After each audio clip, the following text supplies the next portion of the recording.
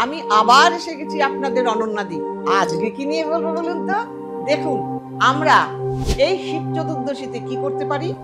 ছেলে মেয়েরা পড়াশোনা করে, সেখানেও কিন্তু একটা শত্রুতা আছে। কিরকম? ওর ছেলে ভালো পড়াশোনা করছে, আমার ছেলে ভালো করতে পারছে না। গার্জিয়ানের শত্রুতা। তখন আপনি সেই শত্রুকে বন্ধু বানাবার জন্য কি করবেন? ছেলের বইয়ের মধ্যে ফিটকিরি রেখে দেবেন এবং ব্যাগের মধ্যে একটি লাল রুমাল ভরে দেবেন। আর আর কি করবেন?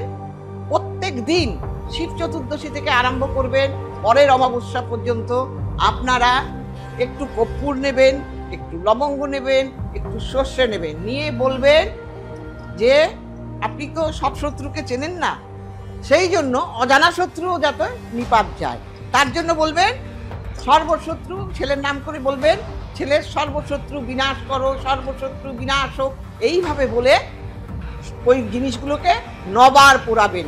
দেখবেন আপনাদের কিভাবে শত্রু নিপাত যায়। সবাই ভালো থাকবেন। নমস্কার।